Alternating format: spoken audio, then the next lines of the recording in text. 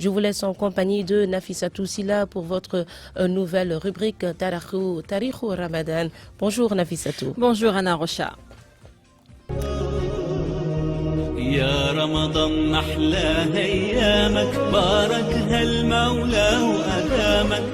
Bonjour à tous et bienvenue à ce premier numéro de Tarikhou Ramadan ou le chemin du Ramadan.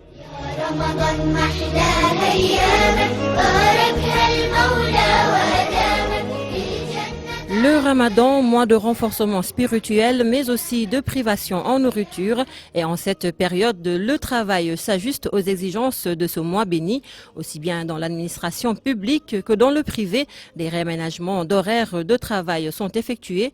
Une heure de descente prévue plus tôt et qui arrange bien les travailleurs. Koumba Sandiane Faye a fait le tour de quelques services reportages. Ramadan nécessite-t-il un réajustement des horaires de travail? En tout cas, le constat est là. Avant, c'était de 8h à 17h, mais actuellement, 14h. Les horaires baissent. C'est ici de 8h à 17h, mais maintenant, c'est de 8h à 16h. Tu descendais à 20h, mais maintenant, tu descends à 17h. Un réajustement des horaires aussi bien dans le service public que privé. C'est le cas à la direction Poste-Pétavin.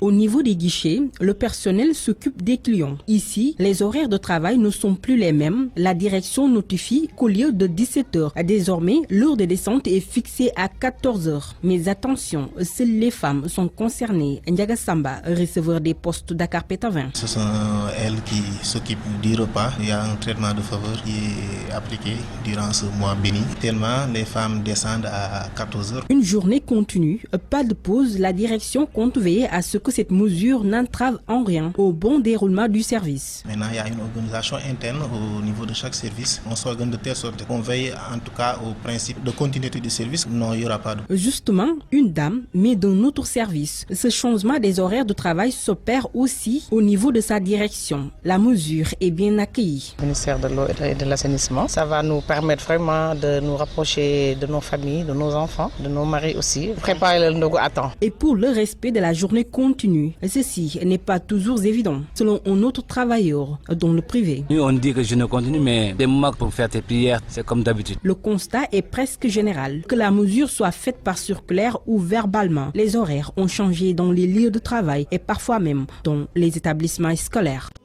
Koumba Sandiane Faye, merci. Et durant le Ramadan, on note des changements de comportement et certains ont tendance à faire dans l'excès, que ce soit dans les lieux de travail ou de culte. Le point de vue de l'islam et celui d'une sociologue nous édifie dans ce dossier réalisé par Salimata Awa. Le Ramadan, un mois rempli de bénédictions et de récompenses. Pendant cette période, les habitudes changent. Certains se métamorphosent en se privant de tout plaisir. Pour les femmes, ce sont les tenues traditionnelles et pour la plupart des hommes, un cure-dent à la bouche. Souvent, le constat est qu'ils en font trop. Une culture du paraître, selon le sociologue Ao Diop.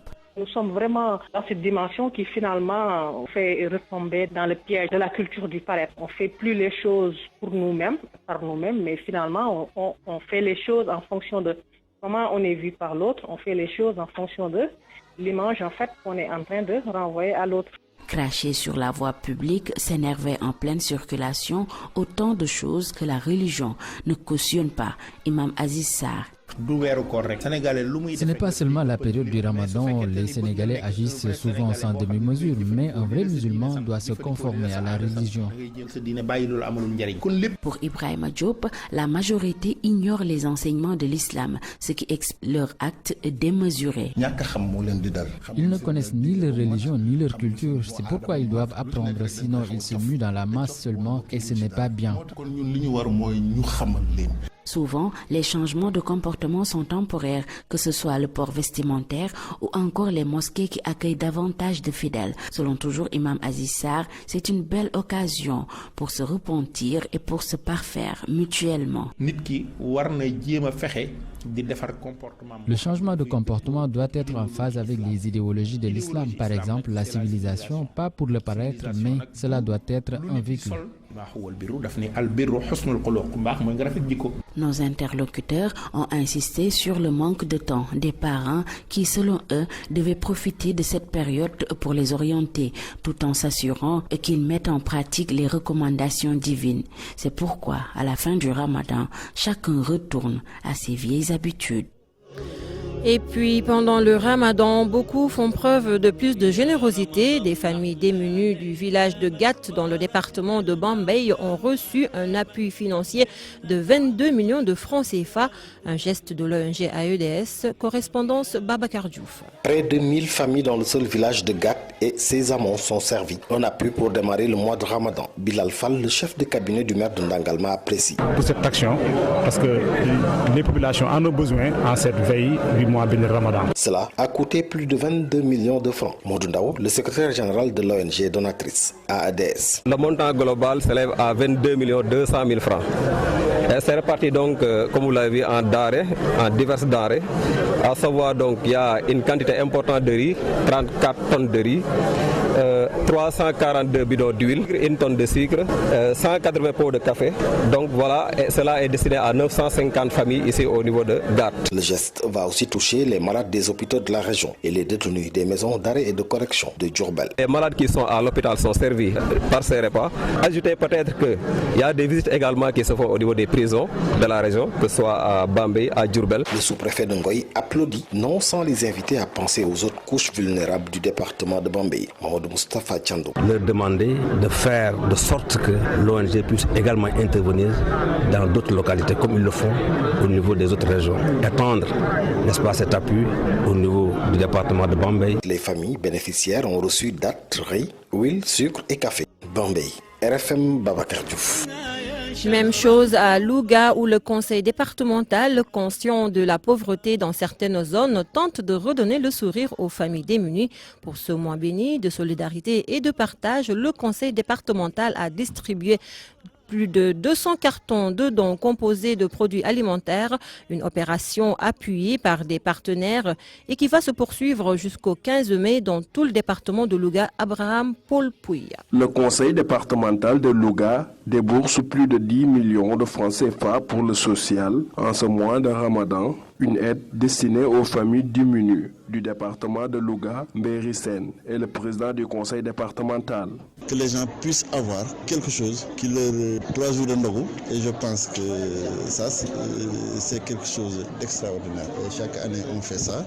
Cette année-ci aussi vous avez vu la population, chaque fois ils viennent prendre ce qu'ils doivent prendre et partir. Et on voit l'enthousiasme.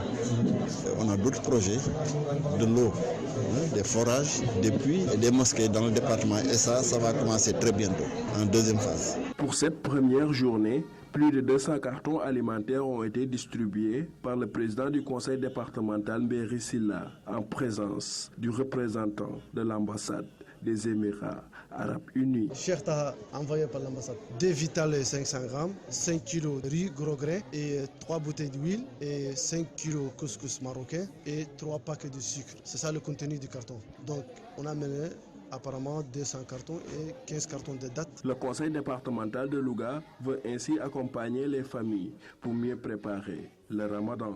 Abraham Paul Pouy, Louga, Radio Futur Média. C'est tout pour ce premier numéro de Tarikhou Ramadan ou le chemin du Ramadan présenté par Nafissatou Silla. Merci à Abdoulaye Diop pour la réalisation de ce journal. Rendez-vous demain pour un autre numéro.